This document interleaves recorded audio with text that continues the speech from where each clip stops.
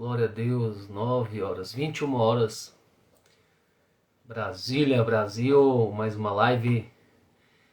Glória a Deus, estamos nos preparando para mais uma leitura abençoada aí da Bíblia Sagrada. E Deus tem nos abençoado mais uma vez. E estamos aqui presentes, esperando a galera aí começar a comparecer, para que possamos conhecer um pouquinho mais aí do Evangelho de Mateus.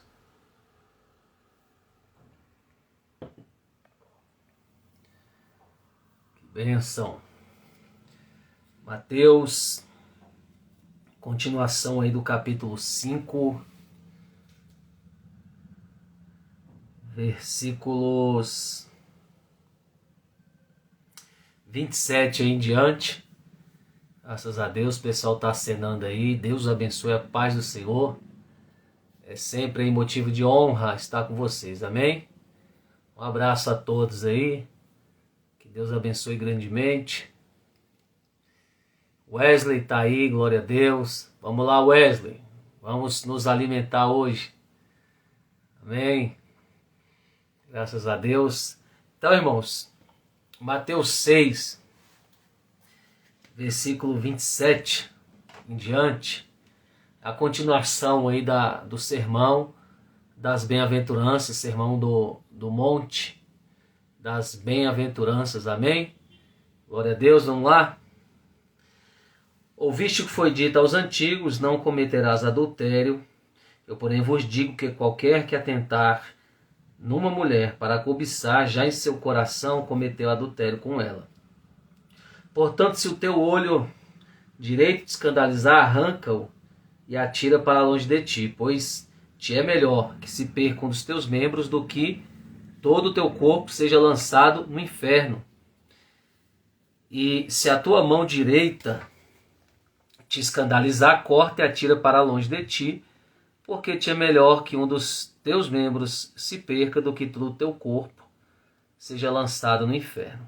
Também foi dito: qualquer que deixar sua mulher, que lhe dê carta de desquite. Eu, porém, vos digo que qualquer que repudiar sua mulher, a não ser por causa de prostituição, faz com que ela cometa adultério. E qualquer que casar com a repudiada, comete adultério. Outro sim, ouviste que foi dito aos antigos: não perjurarás, mas cumprirás teus juramentos ao Senhor. Eu, porém, vos digo que de maneira nenhuma jureis, nem pelo céu, porque é o trono de Deus, nem pela terra, porque é o escabelo dos seus pés, nem por Jerusalém, porque é a cidade do grande rei. Nem jurarás pela tua cabeça, porque não podes tornar um cabelo branco ou preto. Seja, porém, o vosso falar sim, sim, não, não, porque o que passa disso é procedência maligna. Ouvistes que foi dito olho por olho e dente por dente? Eu, porém, vos digo que não resistais ao mal. Mas qualquer te bater na face direita, oferece-lhe também a outra. E ao que quiser pleitear contigo e tirar-te a vestimenta, larga-lhe também a capa. E se qualquer, te obrigar a caminhar 1 milha, vai com ele 2. Dá a quem te pedir, e não te desvies daquele que quiser que lhe emprestes. Ouviste o que foi dito: amarás teu próximo e aborrecerás o teu inimigo. Eu, porém, vos digo: amai a vossos inimigos, bendizei os que vos maldizem, fazei bem aos que vos odeiam, e orai pelos que vos maltratam e vos perseguem, para que sejais filhos do Pai que está nos céus, porque faz que o seu sol se levante sobre os maus e bons, e a chuva desça sobre os justos e injustos. Pois se amardes os que vos amam, que galardão tereis? Não fazem os publicanos também o mesmo? E se saudardes unicamente os vossos irmãos, que fazeis demais? Não fazem os publicanos também assim? Sede vós, portanto, pois, perfeitos, como é perfeito o vosso Pai que está nos céus. Então nós vemos aqui Jesus nos mostrando o caminho da perfeição. Graças a Deus tem mais gente aí entrando. Paulinho, o pessoal do Instagram aqui que a gente conhece, tudo tem vulgo, né? Mas aqui eu sei que Paulinho é o João, que Deus abençoe. Thaís Rabelo tá firme com a gente aí, muito bem, continue assim. A Mari Santos, glória a Deus. Tá aí junto. Continue, gente. Assim, Rabelo aqui, ó. Multimarcas é o Leonardo Rabelo. Aí eu tenho que ter um som para lembrar. W Gama é o Wesley, que gosta de cuscuz de abóbora, né? Aí a gente tem que tá não são aqui, graças a Deus, tá? Mas vocês já estavam aí acompanhando a leitura. É a continuação desse sermão maravilhoso. Um dos sermões do livro de Mateus, da classe de sermões, vamos dizer assim, pronunciados por Jesus. E aqui, gente, a continuação, vocês vão ver que se mantém aí, galera, a questão moral, espiritual, tá bom? Relacionada aí ao reino de Deus, o que Jesus veio mostrar. Só lembrando um pouquinho da aula passada, a gente viu ali que ele começa a mostrar para os religiosos. E quando eu falo religiosos, irmãos, eu não estou falando só das autoridades religiosas, tá? Que na época, a grande maioria citada aqui, até criticada por Jesus, eram os fariseus. Claro que também tinham os saduceus e outras de não tanta importância nos evangelhos.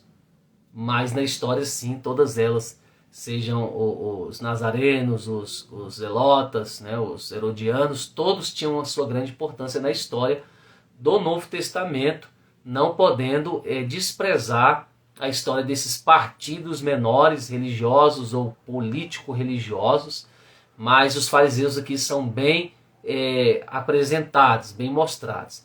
E nós aqui do Ocidente geralmente associamos fariseus com pessoas ruins, né?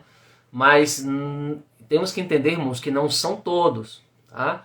E que não era só a religião farisaica que era alvo, né, de problemas, né? Toda religião vai ter problemas, porque o próprio Evangelho vai nos mostrar isso, que Cristo é a religião, que do latim significa religares, né? Religares é o único que pode religar. O homem foi desligado com o pecado. No Éden o homem pecou, né? A sua alma se separou de Deus, morte espiritual. E quando a alma se separa do corpo, que é o fim dos dias de vida de um ser humano, se prova a morte física. E para o pecador, consumando a terceira morte, morte eterna. Tá? Então a morte nos dá nisso, pela desligação do homem com Deus devido ao pecado. Jesus vem, religa o homem. Tá? Então Jesus é a verdadeira religião. Mas por incrível que pareça, irmãos, os fariseus, eles são o grupo mais parecido com os cristãos, com os evangélicos. Inclusive, Jesus mostra isso, a gente vai ver lá na frente, pelas suas crenças, tá? Mas não era só o sistema farisaico que estava precisando de uma reforma na época, era todo o povo de Israel precisava de uma reforma espiritual seríssima. Por quê? Porque eles foram um povo modelo, escolhidos para levar o evangelho para os povos, e eles se tornaram uma nação exclusivista, uma nação estereótipa. O que é uma nação estereótipa? Isso aqui é uma palavra que eu estou jogando agora aqui, mas você vai entender. Uma nação que começou a só mostrar a aparência, né, do que ela deveria ser para eles mesmos e para os outros povos, né, que é uma nação missionária. Então é a falha de Israel que vai vir trazer Jesus para colocar os gentios nesse reino, nessa novidade de vida. E os gentios são os povos. Tá? Então não é só, quando eu falo religioso, irmãos, não estou falando só de liderança, do povo mesmo, dos próprios seguidores. Porque assim a gente fala hoje de religiosidade, trazendo para o contexto nosso cristão, as pessoas vão pensar assim, os líderes, não, os pastores. E não podemos limitar somente a autoridades constituídas a questão da religiosidade. O ser humano em si, ele pode ser um religioso, independente de ter uma autoridade ou não, tá? Então, a religiosidade era uma doença. A religiosidade que eu falo aqui, não é de você ser um religioso, de ser um praticante, um frequentador de igreja. É o sentido pejorativo, é o sentido mesmo ruim da palavra. É uma pessoa que se apoia numa aparência exterior de piedade e o seu coração não é um coração piedoso nem temeroso a Deus. Então isso é a religiosidade. Estou definindo aqui, né, sem Google, é a minha forma de definir, dentre outras. Tá? Aí a religiosidade era um problema não só das autoridades, mas de todo o povo, seguidores também. Trazendo o contexto de hoje, tanto um líder ou um pastor, né, ou um seguidor, um frequentador, um discípulo, podem ser religiosos. Tá? Então se define uma classe eclesiástica. Essa é uma questão do ser humano, da antropos, né? Essa questão do homem. Tá bom? Olha só. A continuação do Sermão do Monte, que não se limita no capítulo 5, vai estar pautada nessa orientação de Jesus, que eles, principalmente as autoridades, porque são pessoas que recebem mais, então mais cobradas elas devem ser, pela responsabilidade que ocupam. Mas Jesus vai mostrar como estava a situação religiosa na sua época, com esse sermão de cunho moral. Então ele vem falando assim: eu não vim para abrogar, né, terminar, anular a lei, vim para cumprir. Então ele coloca ali a importância da lei, que ela deve ser vivida, respeitada. Aí Paulo vai falar das questões cerimoniais, culturais desnecessárias para se aplicarem aos povos. Os povos não precisam da questão cultural acrescentada da lei, tá? Os povos não. Mas a questão moral da lei continua. O amor, o não adulterarás, não cometerás assassinato, a questão da contribuição, essa questão moral continua. Só que o povo, como eu falei na live passada, principalmente as autoridades, não estavam vivendo no interior para Deus. Então estavam só mostrando para os homens para esconder o afastamento de Deus. Então Jesus vem nessa época, tanto que o preparador dos caminhos, citado pelo próprio evangelista Mateus, que é um ótimo escritor, porque para convencer judeus de que Jesus era o Messias, tinha que ser um ótimo escritor, argumentador, porque era um povo que já estava acostumado com gente falando que era Jesus, gente dizendo que era Maria. Eles já conheciam a história de grandes heróis da fé que faziam milagres, como Elias, Eliseu, os profetas. Então um homem chegando fazendo milagres, dizendo ser o filho de Deus, para eles não era assim uma coisa de outro mundo, né? Tanto que dentre a maioria de pessoas de genealogia, eu falo, né, da ascendência judaica e tudo, dos hebreus, dos judeus, enfim, acreditam que Jesus foi só um profeta, né? E Jesus foi muito mais que um profeta, né? Ele foi o próprio Deus encarnado, né? A imagem visível do Deus invisível, assim define João no seu evangelho, né? Vindo ao mundo para nos religar aí ao ofendido, né? O ofensor homem, o ofendido Deus, Jesus. Eu gosto de falar isso, né? Porque Jesus ficou pendurado na cruz, porque ele ficou entre a terra e os céus. Então ele ficou entre o ofendido, que é Deus, vou colocar minha mão aqui na câmera, e o ofensor, que é o homem, e estando no meio ele religa. Então Jesus, a verdadeira religião, vai denunciar a falsa. E por isso que todo esse argumento aqui lido do versículo 27, né, até o 48, que encerra o capítulo 5, vai mostrar que o reino de Deus ele quer muito mais do que atitudes externas, do que uma aparência exterior. O reino de Deus vai querer algo que venha de dentro.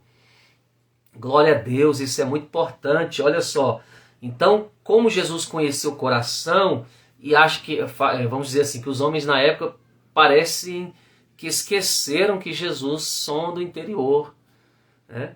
Então Jesus vem relembrar, dizendo, ó, o Deus que vocês dizem servir, ele vê muito mais além do que o que vocês estão fazendo humanamente visível. Ele está vendo o interior, o coração, a sinceridade, o temor, tá? E olha só, para mostrar que, não que a lei era falha, mas que os homens estavam usando de cerimônias exteriores da lei para esconder a sua distância de Deus, Jesus começa a denunciar essa questão e mostrar que o reino de Deus é dentro também. Né? Glória a Deus, não é só fora. Aí você vai ver ele dizendo assim, a lei, vocês dizem que a lei falam para não cometer adultério. Né? Aí ele fala, mas olha só, o reino de Deus quer muito mais do que você fisicamente ter uma relação sexual com outra pessoa, vamos dizer, um homem com uma mulher. O reino de Deus quer que você no seu coração não deseje aquilo que não é seu. Por quê? Porque se você deseja, você também cometeu adultério. Então Jesus está falando que o ato de desejar a mulher que não lhe pertence, né, ou ter uma relação extraconjugal, o desejo é pecado como ir cometê-lo. Aí ele vai fazendo esse trocadilho, não só com adultério, mas vai falando com a questão da cobiça, né? Do olhar, né? Que o olhar e cobiçar é a mesma coisa no reino do que ir lá fazer. Para quê? Para sacudir eles, porque eles estavam se justificando por obras exteriores. Estavam se justificando, tentando se justificar diante de Deus pelo que faziam. E Deus fala, não, por obras humanas ninguém se justifica. Outra coisa linda, primeiro ponto, ele denuncia a hipocrisia da aparência do estereótipo.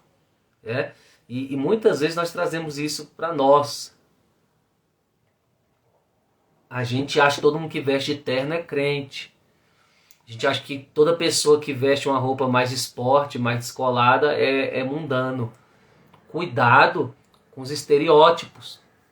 A gente não pode julgar segundo a aparência. Ainda que a aparência indique muita coisa, nós devemos julgar segundo a reta justiça. Se fosse assim, seria muito fácil sermos enganados. Qualquer pessoa que se aparente por vestes, né, exteriores, uma pessoa de bem, a gente declarar como alguém de bem. Mas Deus conhece os corações. Então, o primeiro ponto, ele está denunciando a hipocrisia farisaica e de alguns seguidores, né, de tentar mostrar que eram justos diante de Deus por atitudes externas, sem se preocupar com o temor interior, do coração, que no versículo 28 é a palavra cardia aqui, né, coração mesmo, mas de uma forma figurada, não o músculo, né? A gente que fala coração direito, o coração é assim, no meio, né? A gente com a ciência evoluída dá para saber, meio que no meio, e parece que o lado maior fica mais pro lado esquerdo, sei lá onde é que é. Enfim, ele não está falando desse músculo, ele vai falar de forma figurada. Né? Coração é a intenção, né? Ali é onde é a fonte das intenções do ser humano. E aí que Jesus vai mostrar que nasce a verdadeira religião. Primeiro ponto, denuncia a hipocrisia da aparência. Deus estava vendo muito mais que as atitudes, estava vendo o seu coração. Como, por exemplo, uma pessoa que ajuda os pobres. Eu ajudo os pobres e vou para o céu. Era mais ou menos assim a religião farisaica. Porque eu faço a boa ação, eu sou justificado. Mas será que essa pessoa que ajuda os pobres, é um exemplo, está fazendo realmente por amor? Está fazendo de forma sincera? Ou será que essa pessoa que está ajudando os pobres quer influência, quer bajular alguém, quer ter uma reputação, quer promover o seu ego, ou quer ocultar uma face negra da sua própria vida? Você está entendendo que fazer as coisas aparentemente boas não significa que o seu coração está bom? Deu para pegar aí? O pessoal está mandando coraçãozinho, glória a Deus, que Deus abençoe. Está vendo que a nova vida com Cristo vai mostrar que Deus ele vê diferente dos homens? Então, primeira coisa, denuncia a hipocrisia. Segunda, ele vai mostrar que a lei mata. Oh, meu Deus, eu estou com vontade de dar glória a Deus aqui. Ele vai mostrar que a lei mata. Ministro, como assim a lei mata? Paulo vai falar muito isso no Novo Testamento, mas estamos aqui em Mateus. A lei, como os fariseus e grande parte dos seguidores, né, da época do judaísmo estavam buscando na lei a salvação, a justificação, né? Eles esqueceram que a lei não tem poder nenhum para salvá-los, ela não tinha poder de salvá-los. Esse é o segundo ponto da questão. Por que entra Jesus? Olha só, aqui a live está boa, olha só o desenvolver do texto. Então, por que entra Jesus? Porque Jesus, ele falou aqui no início do sermão, eu vim para cumprir a lei. Então, quando ele diz eu vim para cumprir a lei, ele está dizendo, ninguém consegue obedecer a lei. Porque a lei tinha uma condenação e um prêmio.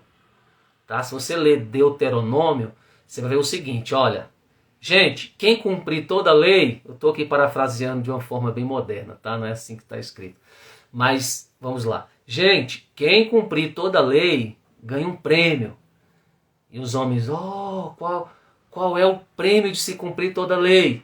E a lei vai dizer, vida eterna. A questão da morte eterna é resolvida para quem conseguir cumprir toda a lei. E aqui você tem 10 morais, eu falo do decálogo de Moisés, e os outros 603 cerimoniais acrescentados dentro da história do povo de Deus, principalmente na época de Esdras e Neemias, que teve muito acrescento, até que ficou insuportável servir a Deus com aquele fardo pesado. Eles exigiam tanta coisa para ir para o céu, que o próprio Jesus vem dizendo em Mateus 11, 28, né? Para nós chegarmos até ele, porque o fardo dele é leve e o jugo é suave. Falando de fardo e jugo, aquele contexto cultural, rural mesmo, da carroça que o boi leva, do peso, né? Então, Jesus veio para tirar esse peso, tá? E aí a lei diz, quem cumpriu 613, isso aqui é uma forma didática para vocês que estão estudando a MUH aí de forma online, nas terças às 21. Quem cumprir tem vida eterna. Será que era motivo de se alegrar? Claro que não. Por quê? Porque nenhum homem consegue cumprir toda a lei. Nenhum homem é perfeito. Salomão disse, quando ele fez a oração do templo, se um dia eu pecar, o povo pecar, e a gente for para a terra estranha, que o Senhor nos perdoe, porque não há homem que não peque, ou não há homem que não erre, né? Então, a Bíblia diz, não há um justo sequer. Aí a lei, na verdade, que parecia ser boa, é ruim. Ruim por quê? Porque ela vai nos condenar. Porque se você obedece toda a lei e erra num ponto, você é réu do inferno. A palavra inferno aqui é usada aqui em Mateus, que é Geena, no hebraico, né? Que vai representar essa questão, Geena no grego, aliás, né? Vai representar a palavra hebraica Gehinom, falando do fogo do inferno. Aí, então, esses fariseus, Jesus veio mostrar assim, vocês estão condenados, sabe por quê? Porque vocês estão exteriormente fazendo boas obras, mas erraram aí. A maldade no coração, a cobiça, o adultério, o ódio, que é o mesmo que ir lá e matar fisicamente. Então Jesus está dizendo, vocês estão se segurando numa lei que não vai salvar vocês. Aí pergunte, por quê? Porque a lei nunca veio para nos salvar. A lei veio para nos mostrar o pecado. Né? A lei veio para nos mostrar o pecado. Então esse é o propósito da lei. Mostrar que somos pecadores. Eu gostava muito de ensinar isso para os meus alunos, ainda ensino, porque a minha época ouviu muito Chapolin, né? Eu não sei se tem alguém na live aí que já ouviu Chapolin. Quem já assistiu Chapolin aí, dá um joia aí. Então, sempre a gente tinha aquela visão, né, do Chapolin, dizendo assim, a pessoa falava, como é que é? Quem poderá me defender? Né, um negócio assim. Aí o Chapolin vinha, eu, Chapolin colorado. Eu usava essa referência para ensinar meus alunos sobre a questão da lei. A lei não pode salvar, né? A lei não, ela só veio mostrar, ela não é sabão para lavar o pecado, ela é só um espelho para revelar. Então a lei mostrava o seguinte: você merece o inferno. Para que o homem dissesse, então e agora? Quem vai receber o prêmio? Quem vai cumprir a lei? Quem vai nos salvar? Olha que lindo, irmãos. Olha que lindo. Quem vai nos salvar agora? Né? Já que estamos perdidos porque não vamos conseguir cumprir a lei, aí entra, não é o Chapolin, mas o herói de verdade, o herói dos heróis, Jesus Cristo. Aí entra Jesus dizendo, eu, Jesus Cristo, o Filho de Deus, o Santo de Israel, o Deus eterno, todo-poderoso, Criador dos céus e da terra, a Rosa de Saron, aleluia. Aí entra Jesus dizendo, eu cumpri, então eu posso ter o prêmio da vida eterna. Oh, que glória, irmãos. Eu tenho o prêmio, porque eu sou o único que cumpri a lei. E Jesus fala em Mateus 5, eu vim para cumprir a lei. Mas cumprir a lei por ele, por causa dele, ele não precisa. Ele cumpriu a lei por nós. Todos nós, irmãos. Todos nós. Então, quando Jesus vai falando dessas coisas, se você... tem uma questão aqui, outra também, que a gente pode falar aqui daqui a pouco do repúdio, adultério e prostituição, que é uma coisa muito mal compreendida no nosso meio, porque o pessoal fala só do adultério. Mas, irmão, pior que o adultério é o repúdio, tá? O repúdio. E vou explicar o que acontecia culturalmente aqui, para você entender o porquê Jesus falou isso, tá? Ratificando os profetas, como Malaquias, né? Também, que fala sobre esse assunto. Mas ele vai dizendo que você tem que ter uma postura moral verdadeira, né? E confiar em aparência externa, em atitude externa. O que Jesus está querendo mostrar aqui para os seguidores do judaísmo? Que a lei não poderia salvá-los. Se eles faziam, por exemplo, se eles estavam casados, mas em seus olhos cobiçando o que não era a mulher do próximo, eles já tinham perdido a lei. Vocês estão entendendo? Se eles nunca estenderam a mão para matar ninguém, mas o ódio, a inveja, que é uma coisa do ser humano, não é demônio, isso é fruto da carne, né?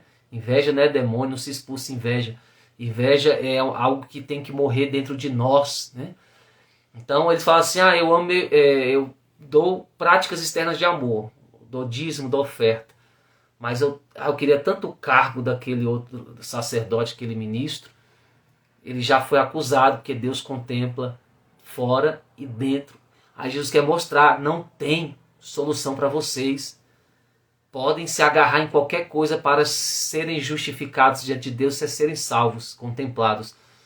Jesus fala, a única solução sou eu. Vocês vão ter que me reconhecer como Deus de vocês, como Senhor, como cumpridor da lei, por vocês como Salvador. Então Jesus é Salvador, é Cordeiro substituto, é o cumpridor da lei. E Mateus quer mostrar isso para o público judeu, que era um público difícil de se convencer.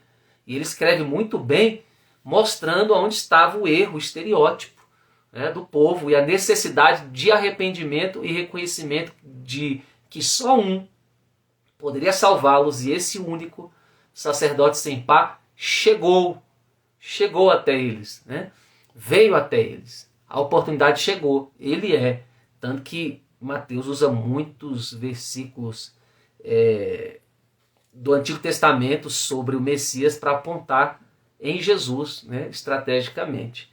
Entendeu? Então aqui no versículo 32, já deu muita polêmica esse negócio de divórcio. Infelizmente, algumas lideranças não preparadas acabaram generalizando os casos, né, irmãos? E cada caso é um caso, isso é um assunto muito delicado, divórcio, separação. Não é assim, né? A Bíblia diz, o que Deus uniu não separe o homem. Então a gente não tem aqui o poder divino de saber o que Deus uniu e o que Deus não uniu. Isso é muito sério. Eu sei que a liderança antiga tinha o porquê de ser rígida, né, quanto ao casamento, não, e concordo, porque se você abre exceção para um, já pensou? Todo mundo vai querer fazer, então viraliza aquele negócio e então é muito sério. Mas é uma situação delicada. Agora a questão aqui, porque o Jesus está falando da questão do adultério, porque os judeus eles eram assim. Eles largavam a mulher por qualquer coisa. Por exemplo, você tem um filho. O filho nasceu mulher. E a esperança deles era que fosse primogênito para ser alguém grande na religião judaica ou o próprio Jesus. Né? Todo mundo tinha expectativa de que ia ser pai do Messias. Que eles viam primeiramente o libertador político, não o sacerdote que liberta do pecado. Eles inverteram, né? Eles queriam primeiro o libertador político do jugo de Roma, depois o sacerdote. Mas a ordem profética é primeiro o sacerdote que livra do pecado, segunda vinda vem como o rei dos reis. Né? Isso foi um dos motivos de Judas ter se desenganado com Jesus. Mas a questão é que o filho foi mulher, não foi homem. O que eles faziam? Eles não divorciavam. Eles mantinham a primeira mulher, né, e casavam-se com outra. E mantinha aquela ligada pela lei. E não dava carta de divórcio. E era aquela coisa assim, a mulher não sabia cozinhar. Casei, a mulher não sabe cozinhar, vou arrumar outra. E mantinha aquela mulher presa. Então tinha gente que estavam com uma, duas, três mulheres ligadas a ele. E não dava carta de divórcio, que hoje é a certidão de divórcio, né? o processo judicial correto. Né? E mantinha aquela pessoa presa. E aí, note a palavra repúdio, que não só adultério é ruim aos olhos de Deus, mas como repúdio. O que é o repúdio? Você não amar a pessoa e estar junto com ela. Por algum motivo, por dependência, por causa da sua imagem. Pessoas passam por isso. Então não só o adultério é ruim, mas o próprio repúdio. Você está casado sem gostar da pessoa. Então ali eles ficavam fazendo os casamentos, arrumavam outros, mantinham-se casados sem gostar, enojava o parceiro, né? O cônjuge, e se mantinha junto. E para Deus isso é covardia também. Né? Você está com alguém sem amá-lo, né? sem respeitá-lo. E essa questão estava assim acontecendo de uma forma bastante visível. E Jesus veio mostrar para eles também dessa questão de você repudiar a pessoa, de ficar separando e casando por motivos banais, né? Também era condenável diante de Deus, e que não tinham para onde eles correrem, a não ser o arrependimento e reconhecer o Messias, tá bom? Ele vai falar da questão da posição de caráter, como não ficar jurando, né? E também não perjurar. O que é perjurar? É fazer juramento falso, jurar uma coisa que você não tem poder de cumprir. Então a questão da posição moral de ser honesto, falar a verdade, posso, não posso, sim, sim, não, né? Ele vai falando a questão da lei, que diz olho por olho, dente por dente, né? Então o que você fez, você tem que pagar. E ele fala, não é assim. Eu vim trazer uma novidade, novidade do perdão, né? Do amor. Porque se nós continuarmos na lei, olho por olho, dente por dente, todo mundo vai terminar cego e banguelo, né? Todo mundo vai perder a visão e os dentes, revidando a afronta de um com o outro. Então ele fala do perdão, fala do amor verdadeiro, porque a religião, os seguidores da religião amavam somente aqueles que eles gostavam, ou que bajulavam, davam alguma forma de retorno para eles, né? E Jesus falou, não, o pai que é bom, ele dá a chuva, né, a oportunidade, vamos dizer assim, de uma forma literal, para bons e ruins.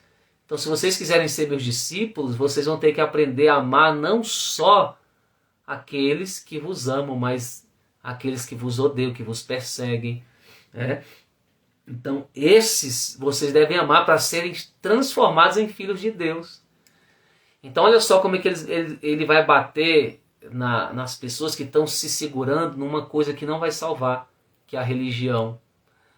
Então, Jesus vai dizendo, vocês, para serem filhos de Deus, vão ter que andar além dessa religião.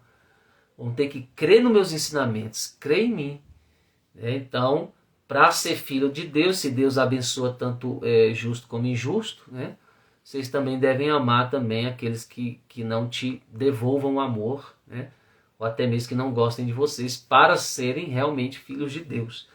Olha, é um sermão moral muito forte, né? Assim, para a questão cultural da época, deve ter mexido com as estruturas, não de quem estava perdido, irmão, mas de quem achava que estava salvo. Olha como é que Jesus revolucionava as coisas. Não estou dizendo que ele é um revolucionário no sentido político, ele nunca foi. Eu falo a revolucionar conceitos, né? Você chegar em pessoas que estão anos dentro de uma igreja e dizer, tudo que você está fazendo está errado. Você já pensou? A pessoa vai falar o quê? Você está doido, não tem como, eu sirvo a Deus. Eu sirvo assim, aprendi assim, eu sou salvo. E Jesus disse, negativo. Tudo que você aprendeu aí, está tudo errado aí. Eu vim aqui ensinar tudo novo se você quiser subir. Já pensou? Foi isso que Jesus fez, por isso a fúria, né? Por isso o ódio, porque ele não estava repreendendo, gente, pessoas perdidas. A grande parte que ele repreendia ali, com veracidade, eram frequentadores de igreja, lideranças como os próprios fariseus. Então você vai para alguém que ensina uma religião, que pratica uma religião que ele está errado, né? Você imagina o que Jesus não causou ali. Veio para abalar mesmo as estruturas, tá? E ele vai fechando essa questão. Se quisermos recompensa, temos que amar as pessoas. Eu acho lindo que ele fala aqui, para a gente não amar só os que nos amam. Ele fala também assim: se você saudar os vossos irmãos que fazem demais, não fazem os publicanos também assim? Por que ele cita publicano? Porque, gente, os publicanos era considerado para os judeus tementes a pior classe de gente que existia, junto com as prostitutas, assassinos e ladrões. Mateus era um publicano, que se tornou o escritor aqui, né? Tem Zaqueu também, haviam tantos outros. O que é um publicano? É um judeu nato, né, que faz parte de um povo patriota, que não aceita ser escravizado, manipulado por ninguém, né? Não aceita de forma nenhuma ser subjugado, e você, mesmo sendo esse povo, aceita trabalhar para o império que os julgava, né? Que os oprimia, que era Roma. Então o publicano ali era um judeu trabalhando pro opressor, né? Para o estrangeiro. Então o ódio deles era tão grande, né? Que achavam eles a pior espécie de gente, traidores, por causa de dinheiro, vendiam o próprio povo. Alguns deles não poderiam nem andar assim publicamente para não serem apedrejados. Então o negócio era sério, eles corriam risco de vida, tá? E os publicanos eram geralmente interesseiros, eles só falavam com quem, né, pudesse lhe dar alguma coisa, né, financeiramente falando. Então Jesus fala assim, se você só ama quem te ama, aí ele fala assim, ele pega a pior classe de gente que existia para os judeus, né, uma das piores classes, né, como falei, prostitutas, assaltantes, assassinos e publicanos, era a pior laia que existia. E Jesus fala para um seguidor religioso, um frequentador de sinagoga, de templo, hoje seria de igrejas, diz assim, se você trata mal o irmão porque ele não gosta de você, só trata bem aqueles que gostam, que te bajulam, enfim, você é igual à pior classe de gente que existe. Já pensou? Olha o choque. A gente entendendo realmente o que Jesus queria falar, lendo a Bíblia. Então era isso que Jesus estava dizendo. Vocês estão igualzinhos, vocês fariseus, frequentadores do farisaísmo, do judaísmo, vocês que estão na igreja, que pregam, que cantam, que só vêm para assistir, para dar oferta, vocês são igualzinho um bandido, a prostituta, o publicano, o assassino. Olha só. Olha só o choque. Jesus abatendo aqueles que confiavam nas obras dos homens, humanas, e colocando eles nas obras, mesmas obras de qualquer vil pecador. Porque a cruz faz isso, irmão. Ela tira status, tira soberba, põe todo mundo aqui, ó, no mesmo nível, aos pés da cruz, né? Dependendo do sacrifício da cruz para ser salvo, né? E aqui a gente tem o versículo 5 de Mateus terminado. Graças a Deus. Eu vi que o pessoal deu muito aleluia aí. Foi forte, né, irmãos? Graças a Deus, mais uma live muito forte. E chegando aqui o término, né? Algumas pessoas já são conhecidas, outros entraram aqui. Todos são bem-vindos, tá? Dizendo que às terças-feiras, às 21, no Instagram, você salva aí meu perfil, a gente vai estar aí aprendendo a Bíblia juntos, né? E eu estou aqui com o interesse de cooperar, de servir vocês, para levar a escola de ministros a quem não pode estar conosco, né? Por algum motivo. E se você está aí, está gostando, irmão, vai divulgando, vamos semear o bem. A palavra de Deus, ela renova, ela faz a gente refletir, ela transforma a gente, é tudo de bom, né? O mundo não pode dar o que a palavra nos dá. Então, se você aí, né, tá curtindo, o pessoal tá mandando um coraçãozinho, todas as terças às 21, tá bom? Lembrando, pessoal, do Ministério da Igreja, que o curso A Paixão de Cristo vai começar agora, tá? Essa semana. E vai estar disponível para todos, tá? Eu queria fazer esse curso, que é um curso presencial. Eu queria fazer esse curso, mas não tem como. Mas esses cursos, eles vão ficar disponíveis, irmãos, nas plataformas digitais, tá? Plataforma de estudo. No meu Instagram mesmo aí, tem o Linktree aí. Esse Linktree tem um monte de coisa ali. Livros, cursos online, cursos de teologia, dentre outras coisas que eu faço. Você quer participar de um curso de valor simbólico, né? Fácil de participar, entendeu? Que você tenha condição, vai estar aí nos links, na bio aí do meu Instagram, né? Vai estar aí e você pode ter acesso, tá bom? Esse curso A Paixão de Cristo vai ser tremendo. Todos os cursos são tremendos, mas esse vai ser tremendo. Por quê? Porque nós vamos falar cronologicamente os dias finais de Cristo até a cruz, né? Então, assim, cada parte, o que ele passou, né? Tal dia, tal hora, o que foi feito, o que você lê no Evangelho, que às vezes você não consegue entender como foi feito, a gente vai nesse curso aprender passo por passo, dia por dia, né? O que aconteceu até ele chegar à cruz, né? Muito forte esse curso dos dias finais de Jesus Cristo como homem, o 100% homem, 100% Deus, entre os homens mesmo, tá?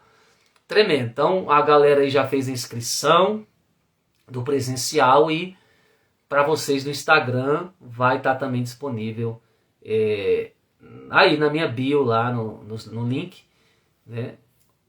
Esse curso.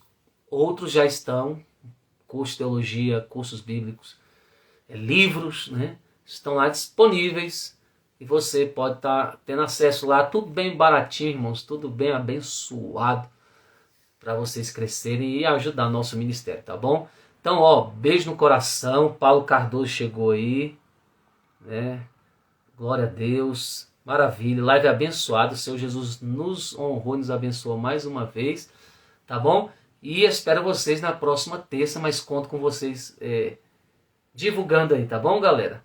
Então, beijo no coração, obrigado aí Wesley, Thaís, Mari, todos vocês aí, glória a Deus, valeu, obrigado aí. Precisamos da palavra, irmãos. Ovelha, gente do bem, gosta da palavra de Deus, né? Isso aí nos caracteriza. Jesus disse, nisto conhecereis se sois meus discípulos, meus seguidores, se amares se guardares os meus mandamentos. Como vamos guardar os mandamentos sem conhecer, sem estudá-los, né? Então, Deus abençoe você também, Léo. Obrigado, João, Paulinho é o João, né? É. Ô João, obrigado também pela vida de vocês. Blessings, many blessings. Right? Okay, I received that. That God bless you too, okay? Because Jesus is our Savior. We love you. Amém? Amém, Léo Correia. Gente, tchau. Beijo no coração, tamo junto aí. Até terça. Tchau, tchau.